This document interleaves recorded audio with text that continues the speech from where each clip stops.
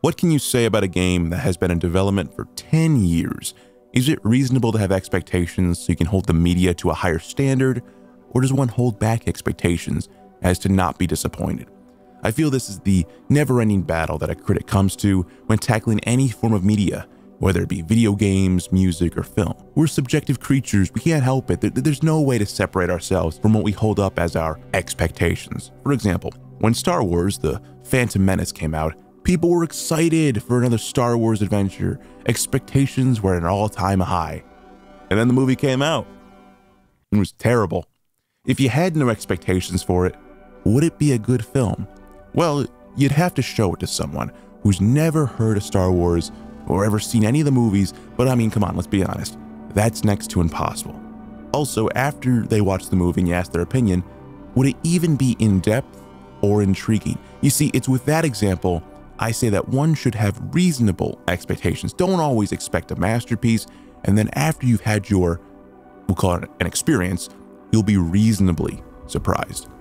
But it does lead one to question where these unreasonable expectations come from. Well, it's a variety of factors, honestly, but really, for me, it's mainly a combination of two things: hype and time. And it appears the latter is the case with our game of Focus, because while there may not have been as much verbal hype around this game, there was a 10-year development time. I really want to reinforce that 10-year part because that's a lot of time. You see, The Last Guardian was developed by Japan Studio, the same developers who delivered us Shadow of the Colossus, an amazing title that really pushed the boundaries of the PS2 graphically, and also told us a story that made us question what we were doing.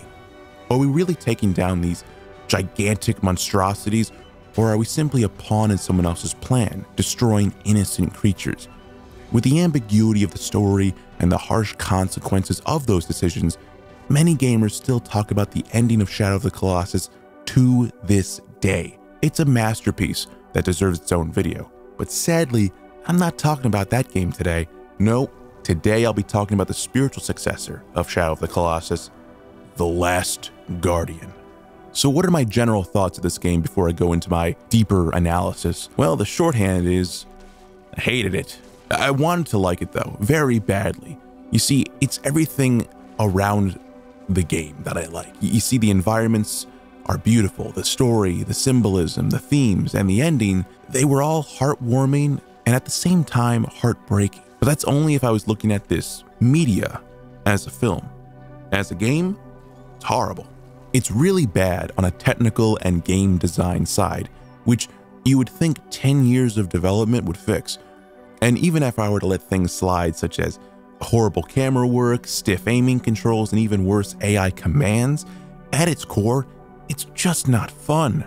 I've tried to have fun with a video game, and God forbid I try to do that, but I just couldn't. It's not fun.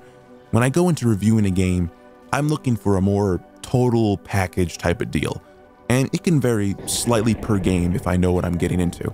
You see, I'm looking for something that fulfills what it's aiming to do. For example, if you're a competitive game like a Halo or a Fortnite, I'm looking for things like, is there an addiction factor? Are the controls tight? Is there a sense of game balance? If you're not interested in a story, that's fine, because think of it logically. Let's get Keemstar on here. If a game has no story, is it fair to review it as if it had one? Let's take an extreme example, like Tetris. I know it's the most extreme example possible, but just listen, there's no story in Tetris. So would it be fair to bring a score down on Tetris for no story? In the audience, you're probably thinking, obviously not, stupid. But if a game has a heavy emphasis on story, like a Dark Souls or a Tales of Symphonia or a Final Fantasy, you have to ask, how well does the game go about revealing to us this story? See, the story has a huge part in the total package. I believe The Last Guardian is definitely in the latter category. They aim to be more of a story-based game, a more experiential one. You see, in games like this, the gameplay is only there to supplement that experience. So ultimately, I'm looking for more of a, did this game make me feel anything? Did The Last Guardian make me feel anything? And the answer is yes. I felt that there was clearly a good game and a good story here, but you see, it was hampered by the gameplay. So let's get right into it. The story of The Last Guardian is told in media res, which means we're starting in the middle somewhere, but right away, you get this adult narration that essentially tells you that this is a flashback story, which destroys any sense of tension you can have in the game, since you know right away that your main character lives throughout this adventure to tell the tale to someone. You know, who knows, maybe this guy. We're a young, nameless Asian boy who's not rendered well at all. And look at this is what 10 years gets us. We're in a room with our giant feathery friend we later find out to be named Trico. After feeding him a bunch of barrels filled with human corpses, yeah, spoilers, that's what they are, he becomes our best friend. And now we can control the power of lightning with a little shield dinner plate we find, which is kind of awesome.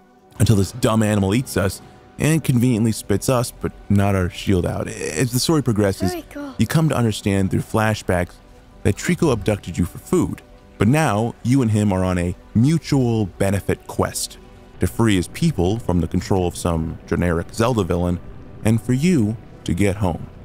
You're going to achieve your goals by making it to this gigantic tower. You're in this makeshift city inside a hollowed out mountain. You don't have a clue who built it and why, and this fits with the theming of Shadow of the Colossus. You are simply a bit player in a much bigger story. Your goal is to get home. It's not to understand the lore of this land that you're trapped in. And here's the thing, I love ambiguity in video games. The human mind can come up with a variety of reasons as to why something is the way that it is.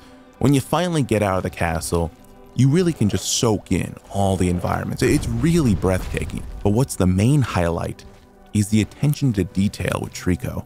This bird, dog, cat thing moves, reacts, and has the emotional range of a real animal. If you're a pet owner like myself, you definitely appreciate the realism and care the creators put into Trico. I believe it's really intrinsic to animals. When they feel pain, it really pulls at your heartstrings. And this game really does a great job at making me believe this 12-foot tall bird dog thing is my pet. And I believe this pet loves me. But there was one thing I couldn't shake throughout this entire experience. Why not just make this into a film? That's really where I stand with this game, because the actual game aspect of The Last Guardian is very nil and has a very repetitive pattern. Like I said, your goal is to escape this tower structure, and you do this by constantly going in and out of said structure many times. And you as the player are left there just thinking, I could be playing anything else right now. This is kind of stupid. This is dumb. What am I doing again? Your character just sort of on instinct, okay, is all right with all the platforming and traversing you're doing. We as the player, we understand. We get that we need to go to the next colored ledge, but it feels like everything I'm doing is such a waste of time. You see, each exciting set piece moment of you and Trico jumping away from falling bridges and other structures, which is really fun to watch, they only really exist to lead you into the next boring 10 to 15 minute puzzle that you just know pads out this game. And none of the puzzles are fun. It all revolves around you leaving Trico for a couple minutes to go around a gate to find a lever to open up that gate. And sometimes it's just so casual. You just walk in and pull the lever, and other times you're trying to avoid child molesters. It's really badly paced, and that's something no one ever talks about with this game. It's horribly paced. There's no moment where you break that pattern. You either awkwardly climb on Trico, which I have to drive home. It's just the worst. It's something you have to really experience for yourself, because you have to do it throughout the entirety of the game, and it never feels natural to climb on this fucking thing. So you climb on them, and then you do what I like to call the running point. You awkwardly jog in place and tell Trico what to do. The game tells you, and oh boy does it tell you, that you can command Trico, but it's such like a time sink. It's such a waste of time. Nothing feels worse than knowing what to do and just waiting for Trico to respond. You gotta jump on that ledge, boy. Come on, do it. And I was waiting here for like 5 minutes. It was ridiculous. We're basically playing the waiting game. And now we wait. This might seem like a nitpick, but there's also these fucking tutorial bubbles, and they never go away, basically saying that this game treats you like an idiot. I can understand the purpose of tutorial bubbles, and I like that the game has them in the first place. It teaches you how to play the game, which is important. But once we leave the first room, which I would dub the tutorial room, These things shouldn't exist. This is a atmospheric game, an experiential game, and having tutorials appear throughout the entirety of the game, even once you're like 99% done, that's ridiculous and takes me right out of the experience. You couldn't even put them in the lower right-hand corner. No, it has to be in the upper right-hand corner. It's like, hey, stupid.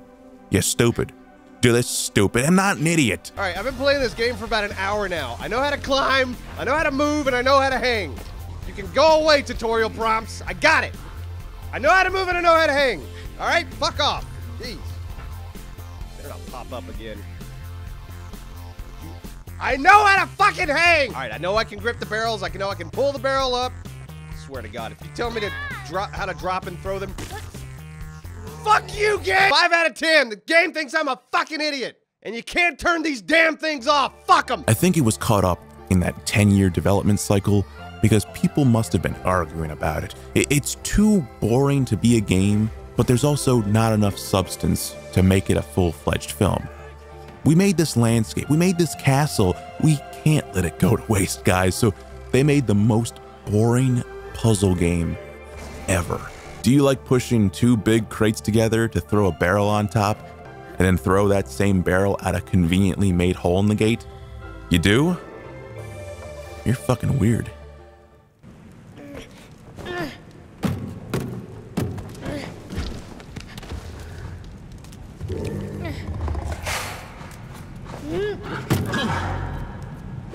How about dragging a giant crate in the water to lure Trico's tail down, to then use it to climb out of some little trapped area you're in? I get what they're trying to do. I really do. It's an adventure game where you have to solve hurdles with your giant bird dog, but it's so lame and boring. Even when there's combat, and yes, there is combat in this game, you can just like chill and grab an iced tea on Trico's back as he smashes these pedophiles. The only time you need to do any work in this game is when you have to get on the ground and shove one dude who holds up a giant eyeball shield. Trico hates stained glass eyeballs, like a lot. And maybe you have to point your shield at a high up enemy to have them get fried by lightning. And that's really it, that's combat. Just make it a movie, like a 30-minute special or a 1-hour mini movie. It really wants to be like Studio Ghibli. It wants to be like Miyazaki so bad. The Last Guardian, more like the never-ending story. It wants to be like magical and amazing and constantly have the audience in Disney wonder and amazement. But it's so boring. All the people who said they loved this adventure probably didn't even play it. I recommend just watching Grizz Gaming's long play of the game.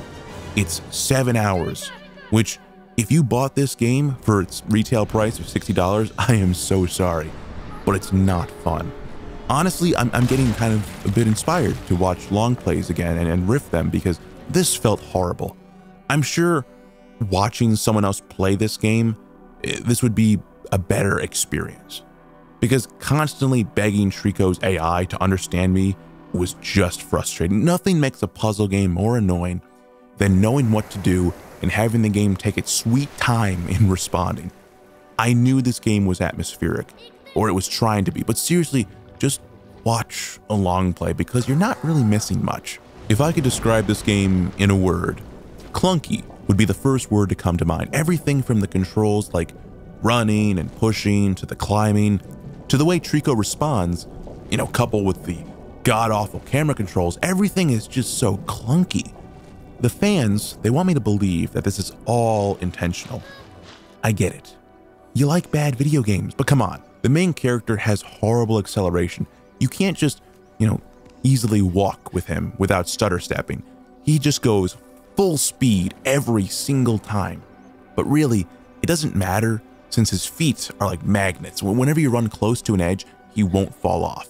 Unless it's a cliff that isn't programmed for his magnetic feet. Then you'll die. Climbing on Trico, I've said it before, and I'll say it again, not fun. There's a few spots on his body you can have your character stand up on to activate the running point, but others it's like up is no longer up, it's down, and down is now left. You sort of have to spaz out for no reason. It's really awful. The whole game is like this with climbing. Your character can't even side jump, but instead he needs like a platform below his feet made specifically for him to drop down. Then he has to sidle and then jump to a new platform, which I felt really limited the immersion since everything in this game is just so convenient for the protagonist. Like, he absolutely needs Trico to escape. What's weird is that we need to constantly escape one building to then go into another. Why not just have Trico climb here, or break through this, or fly through that? I swear to God, this game is just one gigantic time sink, because when you make a world, right, you need to give believable excuses as to why characters aren't doing the most efficient thing possible. There's a scene, right, where Trico he hammer fists right into the side of a mountain to find you. He will never exhibit this strength ever again. Oh, but Wyatt, maybe the rock was weak at that one point. Okay, sure, fine, whatever. Then there's another point where Trico can just jump hundreds of feet upward and scale. Why not just scale the outside of the building? Why are we going into the building every single time? Well, Wyatt, perhaps Trico was afraid to jump due to something he couldn't see. Or Wyatt, you have to understand that you're playing as a child. Maybe it never crossed your character's mind. Just shut the fuck up. This game is retarded and you know it. Like, in so many points in this adventure, I'm thinking, why am I back inside this fucking temple? I don't care. It's all about opening fucking gates all the time. Open this gate, then this one. Every time I saw a rusted gate, I nearly had PTSD because that's all you're fucking doing for 7 hours. When in this game, we see that Trico can scale buildings. He can jump like hundreds of feet in the air. There's moments he can glide, right? Like, you can get to this platform and you're like, okay, now it's time to glide here. Nope. Now it's time to do an arbitrary puzzle. Just pull a lever to get a running jump. Now he'll do it. So after 6.5 hours of just no other word fits it but torture, what's the end of the game like? Well, you make it to a Ganondorf-like temple. A bunch of mind controls Tricos come to kill your pet, but they don't actually kill it. They just rip off its tail and rip out an eye. You then grab on to the remains of his tail. You drag it to the Ganondorf pit, right? I don't know what you'd call it. Then you laser Ganon's cage to death. And then you kill all the other Tricos. Then it's over. You fly away with your bird dog back home, and then post-credits, you flash forward 20 years. Your character's now a village elder, and Trico now has a wife where all this adventure started. Yay, it's over. It's finally fucking over. Fuck The Last Guardian. This was so boring, and I know if I were to watch a long play of it, I would have this very highfalutin gaming journalist response. It'd be like a wine taster. Yes, this game has an exquisite balance of platforming and puzzles that tease the brain enough to wonder about the glorious realm that we're in. Never before has a game piqued my emotional side of gaming. I believe the creators spent a long development time crafting a true masterpiece. 10 out of 10. Now, the actual score of this game, if we're being objective, is 6 out of 10. The game is functional enough, and the graphics and soundtrack are so good that it brings it up a point. But I wouldn't call it good. Just barely above average. It was so dry and boring. And any emotional attachment to Trico was so diluted because it felt like a chore. Doing these mind-numbingly easy puzzles. Oh, I gotta pull every, you don't say. Once this game left my PS4, I felt nothing. I didn't feel bad or anything. I didn't even really miss Trico. And the only things I could remember was the ending, because I wanted to repress all the puzzles. With a game like The Last Guardian, you really need to focus on a constant interaction with Trico. You need to develop that bond with another character slowly and organically. And while this might not seem like a fair comparison, let's take Lee and his relationship with Clementine from the Walking Dead video game series. Throughout the entire adventure, you're this young girl's protector. You help each other out and you teach her how to protect herself. Clementine becomes like a daughter to you, and you slowly but surely make a real bond. You aren't always solving puzzles. Sometimes you're just talking. And now come on, Wyatt. That's not fair. That's a human and human connection. That's not a fair comparison. Is it though? I would think, this is just me, that a connection with an animal would be much easier to relate to. So the fact that they were able to do that means that that's an amazing game. And this one's kind of garbage, don't you think? The Asian boy in The Last Guardian really never shows any true partnership with Trico. I understand that he's a proxy character for us as the audience, but there's not enough cutscenes with them, together sharing a moment. The boy can pet Trico, but as a player, you'll only do that to calm him down after an enemy encounter. We needed cutscenes of these two playing together and having some cute moments. Maybe eat some food together, because throughout this entire adventure, I'm like, this character must be starving. And don't eat the barrels. This game really hinged on a lot of heartfelt moments to really grow that bond with Trico without fail. But there wasn't much of those. Just a heavy focusing on opening the gates. If you really want to play this garbage and tell me I'm wrong, then you can find it on eBay for like 15 bucks. I think I got mine at GameStop for like $20, or you can watch a long play like I advised several times in this review. But to wrap up, the controls suck, the cameras suck, the game is literally the gate opening simulator with Trico is so stupid, and it constantly takes you out of the immersion aspect that these games want you to have. But hey, it looks pretty. I give this game a 6 out of 10. It's bland, but really, again, the musical score and the graphics bump it up. Oh geez, that was an ordeal. Now, please subscribe and get this video to 100,000 likes. I think my analytics can allow that. Also, comment on what else you'd like to have me review or commentate about. I do read and highlight comments, so don't be bashful. With that being said, have a good day.